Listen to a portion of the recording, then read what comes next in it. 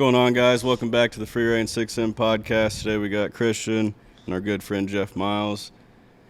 Just a little interview style video. So Jeff, maybe tell us a little bit about yourself, where you come from, what you're into. Yeah, absolutely, man. Thanks for this opportunity. I've been excited for this for sure. So born and raised KCK, what we call Dot. I'm a Dot original. Still live there. Love the community, as you'll hear. Got a lot of things to talk about there. But grew up in an area that's called Argentine. We tease around, call it the hood.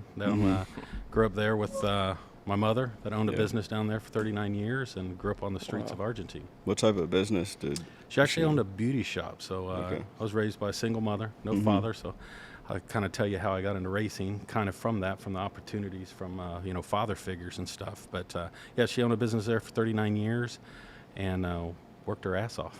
So Argentine, the hood, what was that? What was that like? I'm beyond appreciative of where I grew up. It gave me an opportunity. I went to elementary school and middle school and a high school that was very diverse.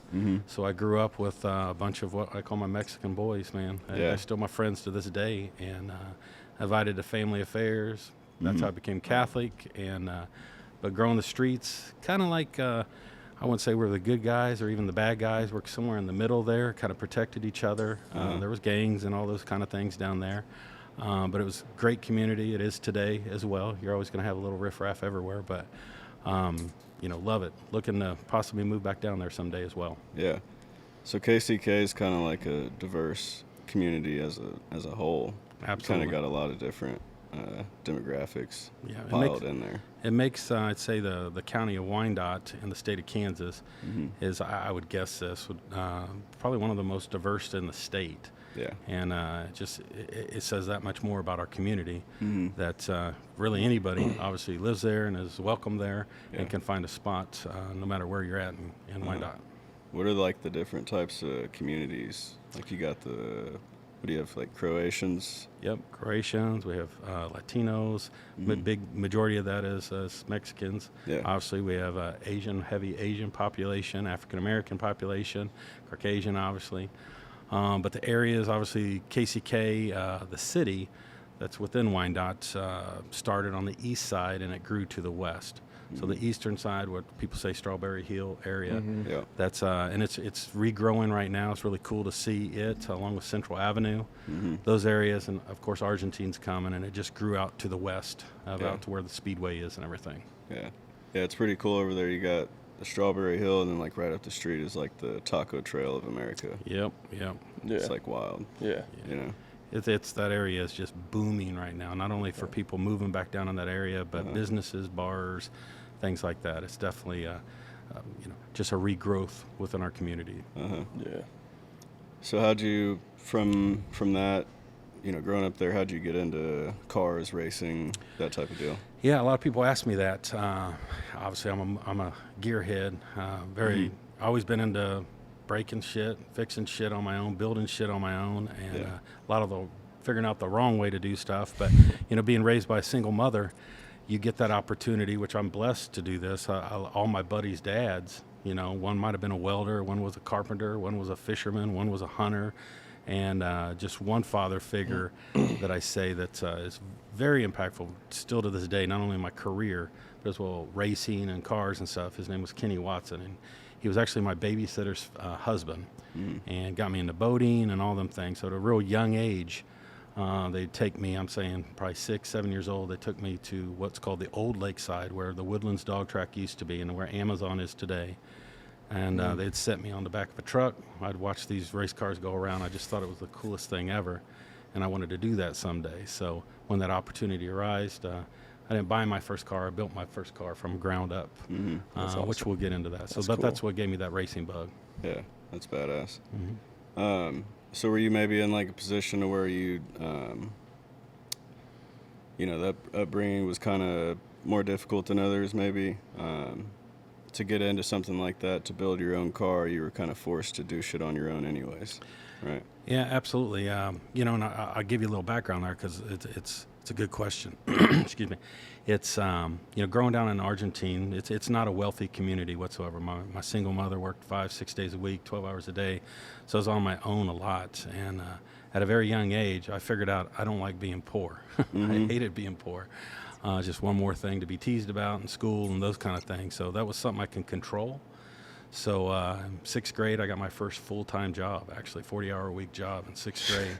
And started working because I wanted money. I wanted a cool car. So What job was that? Is that a grocery store? Actually, started as a sacker, and all my Mexican boys worked there as well. And worked there for 5 years. So I graduated high school. I guess it was 6 years, and ended up being manager of that grocery store as well. So started sacking, ended up there, but bought my first cars, bought me some nice clothes.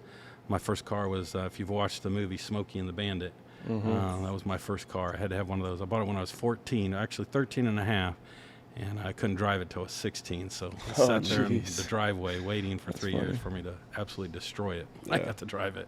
That's crazy. So, but working on it, that gets into that thing. I had to figure out shit on my own, even like shifting gears in a car. When I was a kid and you watch these movies and you see them messing with the gear shift, you're like, man, that must make that fucking car go fast or something, right?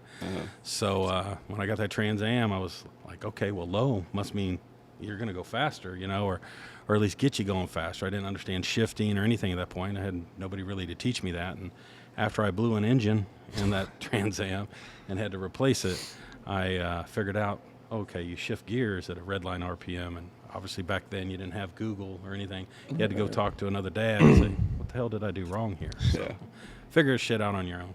So growing up, how you grew up, maybe with the work ethic that you developed, maybe being forced to do things on your own more than other kids might. How is that kind of carried with you on through life? It's, I contribute. I appreciate you saying that. I am very prideful of my work ethic. I've had to kind of calm that down because a long part of my career, I worked way too much. I didn't know that balance, and that's something I have to work on today. I love to work. I don't ever foresee retiring. But for that, I really instill that into not only a lot of those father figures, but a lot of my Hispanic buddies' fathers. One of my really good friends, they came up from Mexico, first generation. My buddies are, and their parents came from Mexico, and they had a 2-room little house, and they needed a basement for some more. So what they did is dug out that basement with a shovel and a 5-gallon pail, and we all, lifted dirt, delivered dirt to the backyard. That kind of thing just taught me, and I really contribute that to the Hispanics that I grew up with, is, that work ethic, along with my mother, of course. Yeah, that's pretty cool. Christian, you got anything?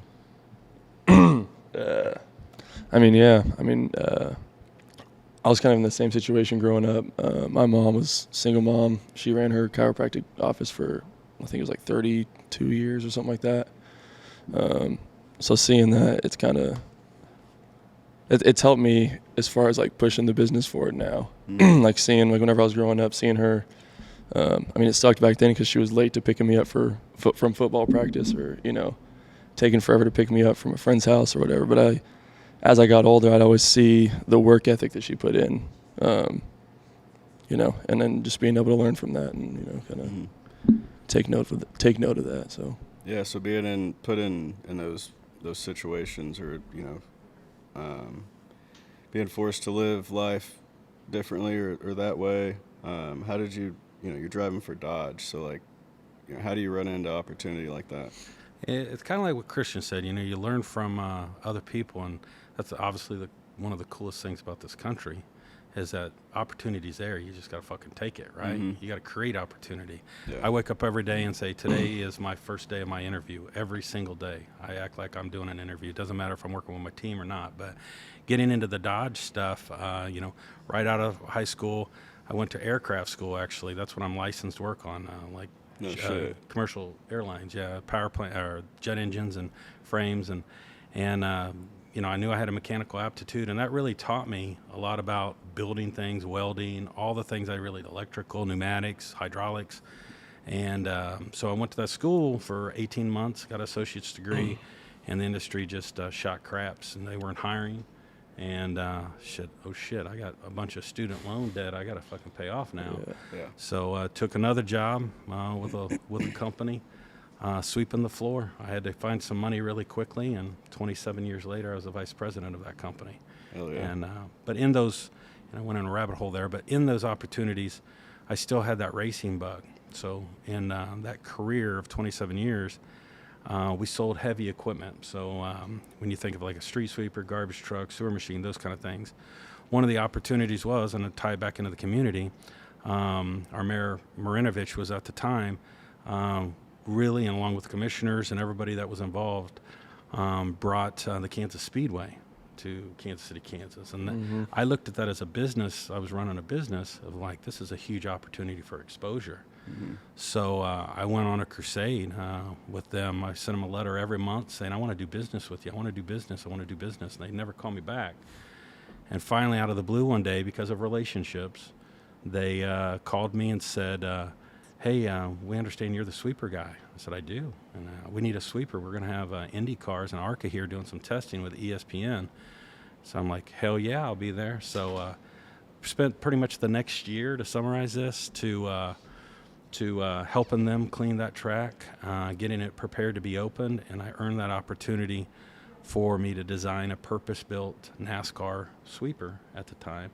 Built it with our manufacturing partner, and it was the first in the country, which I later won a big award for. But it opened the door after 20 years of opening the door for my racing career. I spent 20 years doing that. And but while I was there, the Speedway, there's a company called Rich Petty Driving Experience. You've heard of Rich Petty, of course, right? Mm-hmm. They're bringing this racing experience to the Kansas Speedway. And at the time, I was racing dirt track. And the people at the Kansas Speedway said, hey, you guys say you're looking for drivers. I know a guy that can talk a lot, clearly, on a mic, and as well as can drive. So I got a job there, doing on the weekends, giving high-speed ride-alongs with people, get scared the shit out of them, and still do that to this day. So that was my first into the NASCAR stuff, and that later I got into Dodge stuff. But at the same time, I was driving dirt track cars. Yeah. So what's the Petty experience? What's that like? Like you're going full speed? Like, or do people throw up ever? Like you name it. Yes, and all of above. Everything. Yeah. Every example you think of. I just accomplished this last year, over 200,000 laps at the Kansas Speedway in a stock car, and I've seen everything from people. I mean, most people get in extremely scared and they're like, oh, I'm not going to be able to handle this. And I'm like, I don't give them an opportunity. So it goes by so fast. But we'll get, 3 laps at 165 miles per hour. And then we have a program where they drive as well. And I'll coach them on how to drive. Sometimes we ride in the car with them. Sometimes we coach them from up in the grandstands. But it lets them live their experience as well. So it's a really cool That's program. Pretty cool. I'd like to do that. Yeah, that'd be pretty sick. That'd be crazy. Yeah. So the Dodge stuff. Mm-hmm. How? What do you get to do with that? Yeah. What's traveling and. Yep. So from that Rich Petty driving experience, some of the leadership that there was with that program branched off and did a manufacturing partnerships with all the manufacturers. Dodge happens to be one of the big ones, and they wanted to do a program that really showed Dodge muscle. And so they did a first program called the SRT program, where people, if you bought a Hellcat, a Scat Pack, or even an SRT back in the day, you'd get a track experience. You come out and drive drive one of our cars. You drift, you drag race, you do an auto course, a few other things. But from that, it led into Barry Jackson auctions, car dealerships wanting Dodge to bring in their product to do drift rides. So, of course, I had my hand up. I'm like, so I'll put me in. I've dirt tracked. I know how to sling it sideways and do that. So now, there's this year is a big transition from gasoline engines to electric vehicles, which Dodge will do it in Dodge way. It'll be still badass if you're into those kind of things. But we're still doing the gasoline one, so I get to travel. They send me to different events across the United States. I typically spend a Friday, Saturday, Sunday there, and I'll give anywhere from 200 to 1,000 rides over 3 days. So is Dodge one of the are they going full EV at some point? Is Yeah, that the really? Hellcat, Scat Pack, everything's been discontinued. So, and obviously there's a big both sides of the fence. I've had the opportunity to see it. I have not been able to drive the Charger yet, but I read up on some things the other day, and they're going to do anything from like 900 horsepower to 1,300 horsepower by just a program that you put on an electric vehicle. But Yeah. the big difference is, I mean, you'll be able to drift with them. You'll be able to do everything, except they don't sound cool. And that's Yeah. what they're working on. So, Yeah. Yeah. So do you think they're making those moves because there's a massive market waiting for it, or is it more of an agenda thing? my personal opinion to that is, I think it's an agenda, political agenda to push it. Obviously it is good on the environment, but we can't remember where the power comes from, and a lot of those are coal plants. So, Yeah. so there's that controversy, and they're very expensive. I had the opportunity in my current position to order a fleet of EV vehicles just to show that we're following tune. So if anybody asks, yep, we have electric vehicles, but the infrastructure to put in to charge them was dang well twice as expensive as the cars. Yeah. That's going to be the big dilemma. So, Yeah. It's weird to me. Like, so if there's not a big, massive market, like people just waiting on these things, and it seems to be like a lot of pushback on it. yeah. What? I'll give you What's an the- opinion, and I have to fight this in my current position because I got to be open to everything, obviously, and what's best for our municipality. But short-term, long-term, trade-in values, all the elements you got to figure out. But you think about an electric golf cart. Those were put out about 20 years ago. Now they're about 20 years, and now it's the norm at a golf course. But it fits that application. You go play 18 holes, you plug it back in overnight. So it fits that. I see personally the EV evolution is going to be the right fits. So like if it's a yard vehicle, if it's somebody that, is just driving, commuting back and forth to work, you can charge it on your normal home electricity. There's going to be niches to where it works, but personally I don't think it'll ever fully replace the gap. Because like Ford's they're wanting to go fully Yeah. all the way too, 2036 right? or something. Well, I just read a thing last night. They said, I think that obviously the trucks, they already have the truck, but they said there's no plans for the Mustang right now at all, which is a good strategy because everybody else is going electric. Let's stay with the gasoline for that. At least keep the muscle car like Yeah. gas. So, Yeah, so it's that's just weird to me, but because at your if you guys use all electric vehicles, it takes away jobs, doesn't it? well, my current position, as I, mentioned earlier, I spent 27 years at that dealership. I made a decision to make a career move at 48 years old. It was scary. Yeah. I've established, I was making good money, but I was spending anywhere from 100, 150 nights out a year in hotels and working my butt off. And I'm like, man, life's passing by. And my heart was really back in our community. And what could I do instead of being one of the people that's bitching on the sidelines about potholes and everything else? I want to be part of the solution, so I'll go to work for them. So I took a pay cut, well over half, I'd say well over half what I was making, but best move I made in my life because I leave every day from work. I work for a municipality, and I leave every day going, you know what, I contributed to this community from curbs, streets, infrastructure, to planning, to you name it. So I brought 27 years of business into a municipal career. But back to your question with the electrical side of things, we don't really will lose any jobs. I say at the municipality side of things. Obviously, they're going to have to ramp up at our utilities because I don't think our electric grid right now, in my opinion, is ready for let's flip a switch and change everything EV overnight. We've seen the power outages the last couple of years, right? Yeah. Again, that's my personal opinion, but at the city, we got to strategically look at different applications. So like transit, for instance. It makes sense. You go up to KCI Airport and all their buses are electric. They went from diesel to CNG, and they went to electric. So I really think electric could fit. They're actually thinking about putting, one of the options is putting these electric, basically charging pads, kind of like you put your phone on a charging pad, but at a bus stop. So when it stops to load people, it's charging the bus for a couple minutes while it stopped there. I see that working, but it's just going to be very, very expensive. And I guess I jumped ahead a little bit, but the next step with electrical vehicles is like automated, right? Oh, driving. Like they drive themselves. Mm-hmm. Like, it's just like just advancing technology for the sake of technology. Yeah. And at some point it gets to where they drive themselves, and then that's where I was going, I guess. Yeah, I got you. Takes away jobs. Do you see you guys ever using automated vehicles like that? Just like anything, it doesn't matter what process in a municipality and or a business. Business bottom line is profit, right? Everything drives profit. If I can make more money, I'm going to make those decisions to automate. Absolutely.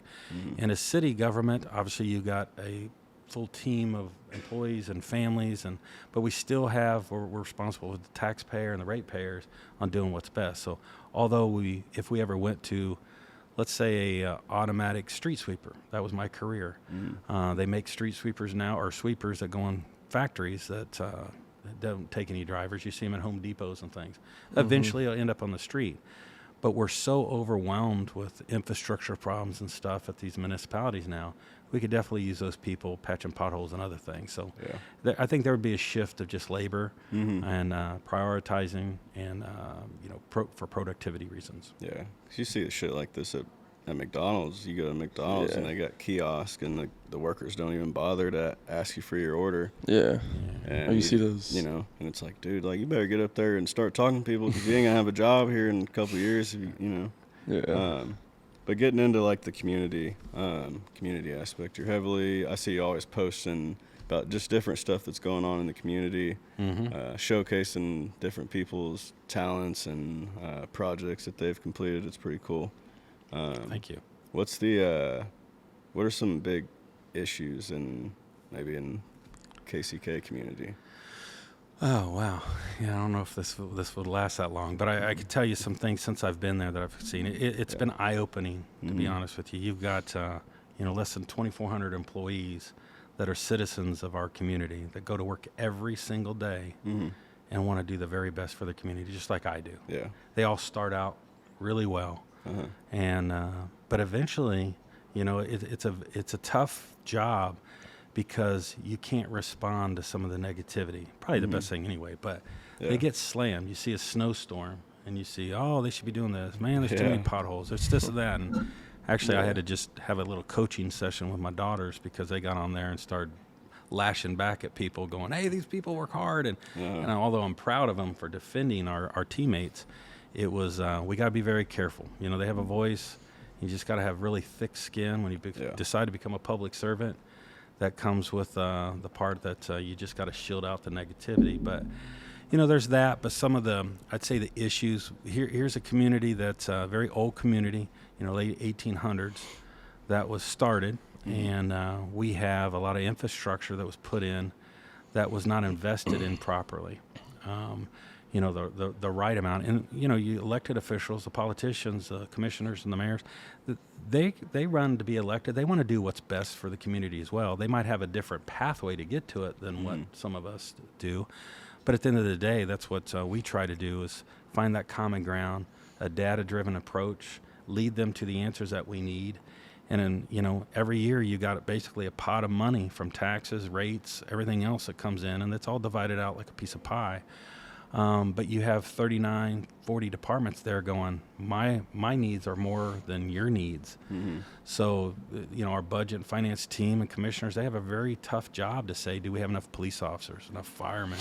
Do we have enough trucks to fix potholes? Are we cleaning sewers? Are we picking up trash right? All these headaches, and it's like a juggling. So it's, but the fine line, I think, just my personal opinion is, the governments, all municipalities, are trying to do too much for what a city was really designed to be. We were there to take care of basic services back in the 1800s to make the community grow and be a good society and safe and healthy, those kind of things. And along the way, it was the next great thing and the next great thing and next great thing. Well, every time you add that layer on there, it's expensive. It costs money in people, insurance, vehicles, buildings. So, a lot of cities, not only the one I work for, is looking at things of right sizing. Do we have too many buildings? Do we have too many streets? Do we have too many of everything? Mm-hmm. And what can we really take care of and move the needle for the future? Yeah. So, what would you say the most important thing with maintaining, building a strong community? What's the most important? you got to get everybody on the same page. A good colleague that I work with that I look up to extremely. He's actually just a couple months older than me, so I call him the old man. But he's a very wise person that's really helped me focus in on. I was practicing leadership my whole career, but he really defined what leadership is. Leadership.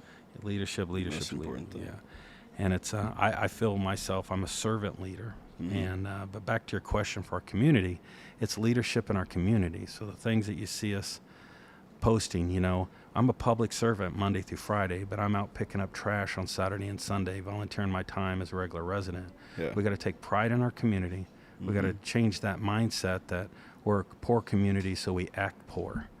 Wyandotte had this stigma forever, as you guys probably know. If you go down to Olathe, at least when I was a kid, oh, you're from Wyandotte, you had that stigma, Mm-hmm. And Mm-hmm. sometimes it's a good stigma, but we were tough and this and that, and, be careful where you park your car in Wyandotte, things like that. We just need to change that image, and we've made some great steps, and the politicians that we have and the mayor that we have now, they have big visions of re-jump starting our northeast and doing what we did out west with the Speedway. You see everything that's grown out there that's really helped our tax base and brought a lot of people in. But at the same token, we really got to look at how much assets we have at the city, how much maintenance that goes along with it. And when they want to add something new, instead of just adding to it, let's figure out what it's going to cost us to own it and maintain it. Uh-huh. So, but get that community behind the best we can. You're not ever going to get everybody on board, right? But we need a good leader at that level that instead of creates a divide in our community, brings everybody together. And that's a tough job for a mayor to do, any mayor in any city, because sometimes you got to make those tough decisions that the public don't like. Mm-hmm. Yeah, so you got the leadership at the very top. You got the mayor. You got the other politicians. You got, there should be, and I'm sure you guys identify those voices in the community that take action. That those voices that in the different areas that can rally the people together, and you go to them. Is there anybody like that? Because you guys have so many different demographics in the community. Mm-hmm. Is there certain voices with the Croatians and certain people in the Mexican community? Is there kind of activists? That's a great question, and you're spot on, absolutely. And that is the answer to it. You get those community leaders together, looking the same. So just yesterday, I had lunch with a gentleman from Central Avenue. It's a Central Avenue Business Association called CABA. Mm-hmm. And they, we worked for him. that. Yeah. Oh, okay. Yeah, so, we shot a video for him. Edgar. Have you met Ed? Yeah, that's Great. Kendu, who does he's our head of marketing. That's his Yeah. father-in-law. Oh, no kidding. Small Yeah. world. Yeah. Yeah. So we built the city did. We bought a new sweeper, and we do theme sweepers. Mm-hmm. So we write some rap on it that represents something cool in our community. So we did Kansas Speedway, Monarchs, you name it that we've done, and we pick a different one. So this particular one we did Caba. So Edgar and his team helped design a theme for the machine. We're going to do a big unveiling here in the next couple of weeks with commissioners and mayors and public but the big part of that is seeing what they've done and not him. He was very quick to correct me yesterday at lunch. I go, man, you've done a great job. And he goes, no, we've done a great job. I'm like, man, I stand corrected. You're right. But Central Avenue, you go back 15, 20 years, it was nothing like what you see it today. It's thriving. You go to that community on a Saturday, they live there, they shop there, they eat there, they do, festivals there, everything. They live in that community. Mm-hmm. And it's super cool to see food trucks on corners, and it's just a great atmosphere. It's pretty safe, all that. So we're doing that. So, but back to your question, you find the Edgars out there in different areas. Those leaders in the community, and I'm part of one called the Argentine Betterment Community. Although I don't live down there now, as I said, that's my home area. We go down there. Diana and I is going down there here in a few weeks to help a big litter pickup, just to beautify things and mow and trim. But typically they'll follow them. So if you get all them on board, get everybody thinking the same way, but you got to bring them to the table to think of the city. That's the only hard part. Yeah. Obviously, if you think Argentine, think Armourdale, you think Northeast, you think Legends, they're kind of tunnel vision to those areas. Everybody's got their own shit going on. Yeah, we gotta spread that out and the perceptions of that. Yeah, but if you can get those different voices, thinking in their own ways, but with the city in mind, before you know it, everybody's on the same page, right? Yep. Maybe so. One of the things that I think is like very important with leadership, like if you make a mistake, like you admit it, you own it. Accountability, in KCK, is there great accountability throughout the leadership? Throughout the municipality or the community? Maybe both. Both? Okay. Yeah. I'll say for our community, we actually, I graduated with him from Harmon. We have just an absolute wonderful chief of police, and he's brought a completely different approach to the community when it comes to policing. He came from KCMO. He spent his career there. He left KCMO and took the chief's position at the Kansas City, Kansas Police Department. And he's just, I can't say enough great things about him. He really just, everything about him is leadership, and that folds into the community as well. But he gave a stat the other day, and I'm not going to give the exact number because I'll be wrong, but I know it's drastically different of the levels of all the different kinds of crime. In the last couple of years, they've drastically dropped by their approach, their team approach at the KCKPD. So that's there. So that's actually impacted the community as well. Yeah. So we're really proud of that. Within the municipality that we work for, yeah, I mean, you hit it spot on. Leadership's about, if you make a mistake, one of the things is you own it. You're not embarrassed to say it. And sometimes you step in front of that, maybe that problem, and maybe when team members did something wrong and you're their protector. It's okay. You're going to learn from it. But servant leadership is my biggest thing. I get, when you mentioned earlier, you see a lot of my posts on all my social media.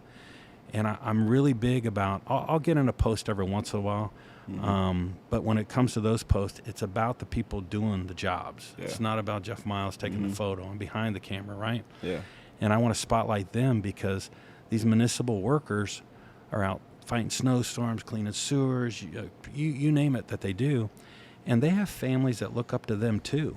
And when they see their leader giving them a shout out on social media, that makes that family feel good that, Pop's going to work every day, doing great things in our community. Yeah. So leadership's everything. Absolutely. Yeah, that's big time. Because there's a story that popped out in, Oakland's just a shithole, California. The crime just got so bad that now Walgreens in like this small community is left because they don't fight against the crime. People are breaking in, robbing, and nobody's doing anything about it. But there was this community leader that comes out and says that it's racist that Walgreens is leaving, and there's just no accountability there. It's like, no, your community is robbing that place every day of the week. There's just no accountability, and I see that across the board in a lot of different areas. One thing that might get to people, but black males make up for around 7% of the population. They commit over 50% of the murders in specific. So where are these community leaders speaking out again, with accountability that our community is doing this thing? It's like the black community needs to kind of step up. That's kind of a side note, but community. I mean, Christian, you got. I actually have on the first part you said about the Walgreens part of it. To give you back to that community pride, I'll give you an example that popped out of my mind. Again, my mom owned a beauty shop for 39 years, and down in the hood, there was gangs, there was bad guys. I don't want to paint a picture. It was horrible, but it was definitely not safe at times. Yeah. But if you were part of that community, you were respected. So, like, my mother's beauty shop was never got any graffiti on it. When she got off work, she typically had a purse, with her days of all of her hair, of her money, in her money bag that she's walking out to her car. And the majority of the time, whoever was in the community, if it was a gang member, if it was just a regular person, if it's a good Samaritan, whatever, would walk my mom to their vehicle. that's the kind of the difference with the corporate world that we live in. Is they don't respect the Walgreens. It's not a family-owned business, and I'm not saying everything should be family-owned, but these big corporations, my opinion, has to be more involved in the community, and they'll build that respect that we want that Walgreens. It's important for my family to get medication, things like that. So I think that's a big difference that I would love to promote. And I'll give you an example. That there are ones that's at the corporate companies that's figured that out. We had down in Argentina, we have a Walmart down there, and it was getting a lot of things stolen from it. And there was kind of a rumor that was going through the community, like, hey, Walmart's going to shut down. And it's a grocery store Walmart too, so it has a little bit of everything. Small one, neighborhood grocery store. But the community, was very concerned. Shared that with commissioners. Shared that with our police chief, and they made some changes. And then Walgreens at the same time, Walmart got involved in a little parade down there. They did a community region, and naturally crimes went down because they're part of that community now. Yeah. So I think that's a big part of it. Getting involved in the community. You got it. Letting them know who you are, what you're about, that you're there to provide for them. Yep. I think that's a big deal. Yeah. Christian, you got anything to add? As far as that topic goes, no. I was going to ask, so, because you said with the company you were with, you started as a sweeper and you ended up the VP. You said 27 years, you said? Yes, sir. Kind of working your way through that company, what are like some big things you learned as far as like leadership and working on a team and, kind of leading people in that way? I actually learned a lot of what not to be a leader as well as to be a leader. So I try to make this story short, but was given that opportunity in a family-owned business. And the gentleman that started the company really encouraged me to move up. I'm assuming seen potential, my work ethic, things like that. And he really started taking me to a lot of opportunities that was really out of my wheelhouse. Like, oh, what am I doing at this power lunch? What am I doing here? But he's seen, I think, some potential in me. And but through that career, I worked with several people coming up that ladder I started sweeping the floor to mechanic, to the service manager, to the parts manager, to sales manager, to a branch manager, to ultimately be vice president over 4 states and a couple different locations.